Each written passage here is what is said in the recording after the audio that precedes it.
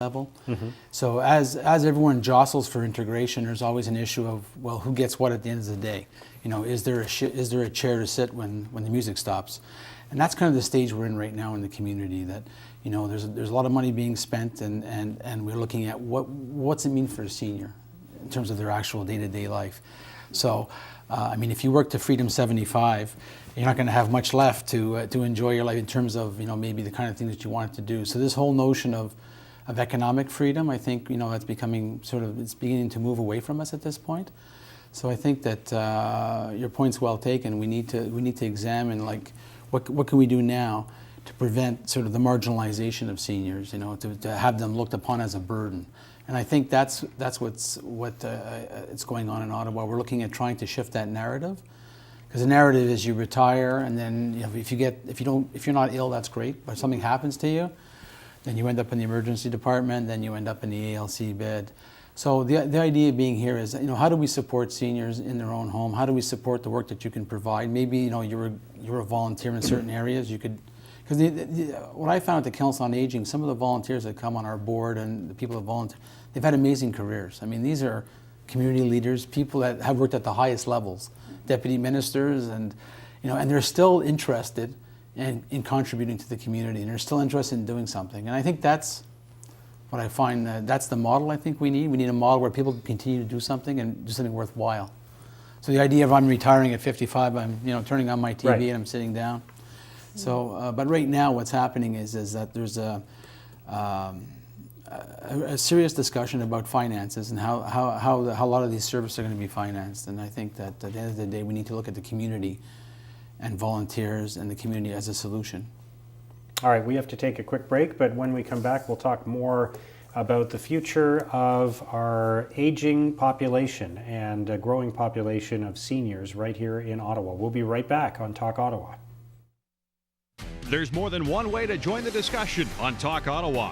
Just log on to rogerstv.com, follow show listings to Talk Ottawa, and send us an email with your thoughts or ideas. We want to hear from you on Talk Ottawa, the right choice for your voice.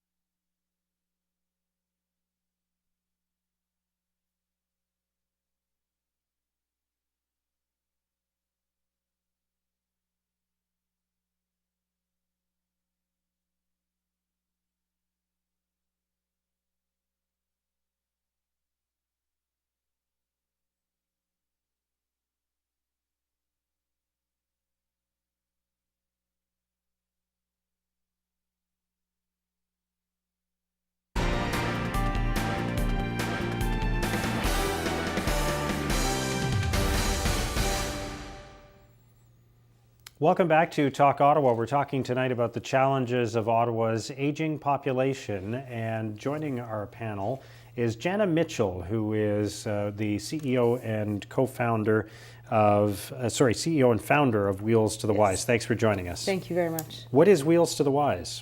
We provide accompanied transportation to people with special mobility needs. So we not only serve our clients, but we serve as a means of relief for caregivers.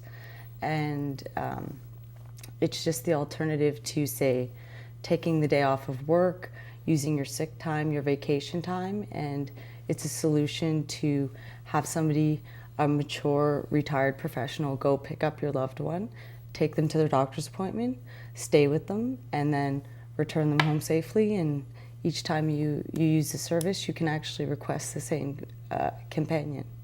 So instead of an individual who's caring for, let's say, an aging parent who's got some medical appointments, having to take a series of days off in order to make those trips to the hospital, then you basically can step in and do that on their behalf. Absolutely. And when you add up the time and the cost of taking the day off work, the gas, your car, the parking, it really comes down to what you value your time to be worth. And our service is a flat rate service. And one of the things that we offer is the service to clients with dementia.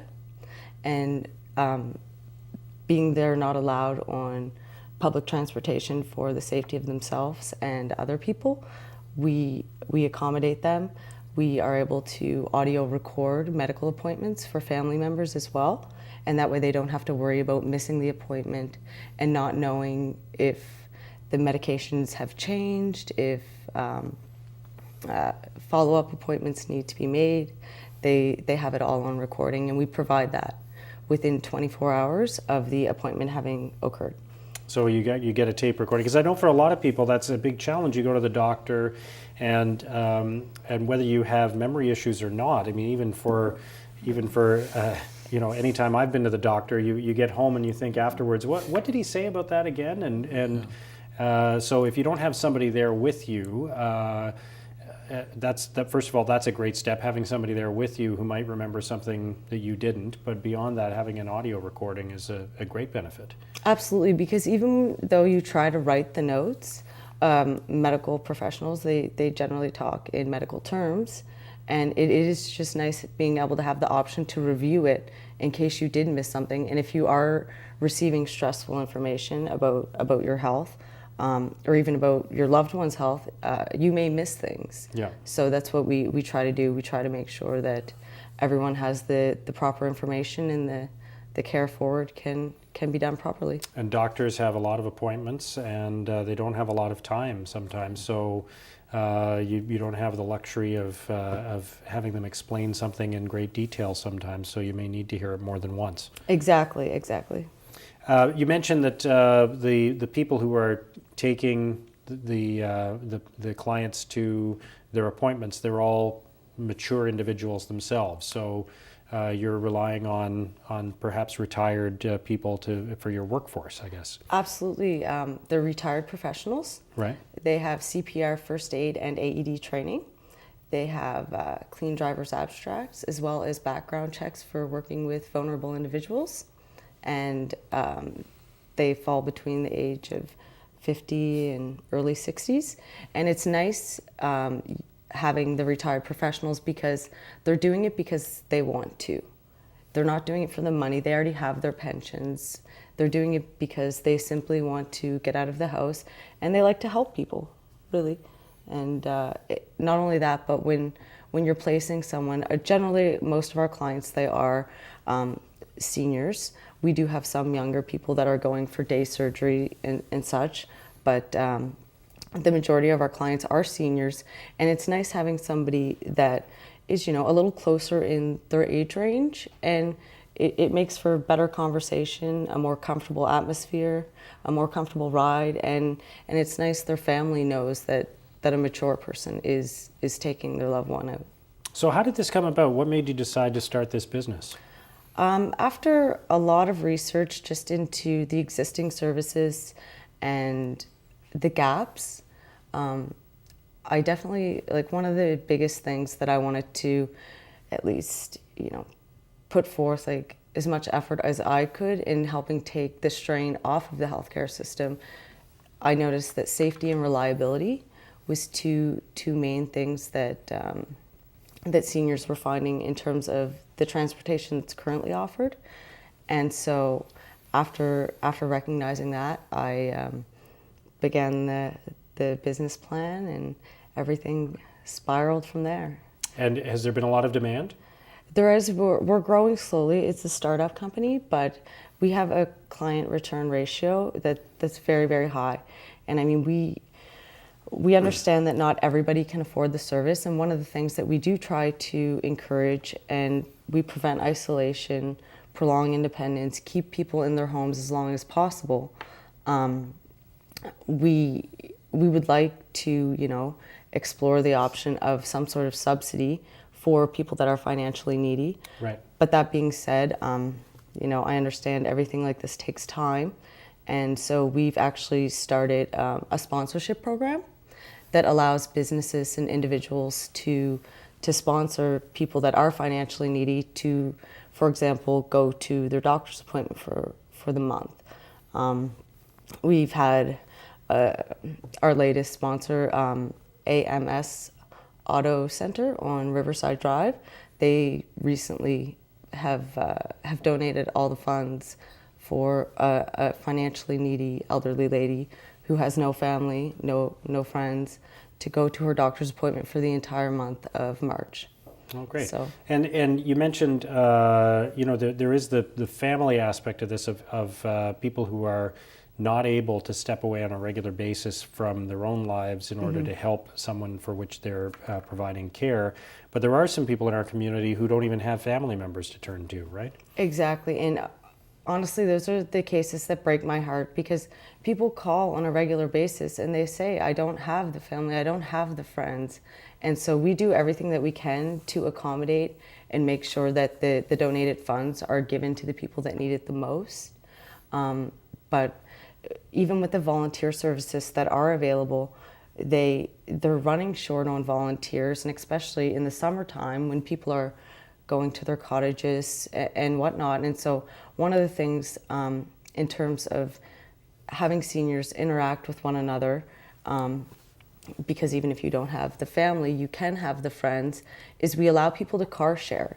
So essentially the service is $40 an hour, flat rate, but you can have 3 people in the vehicle.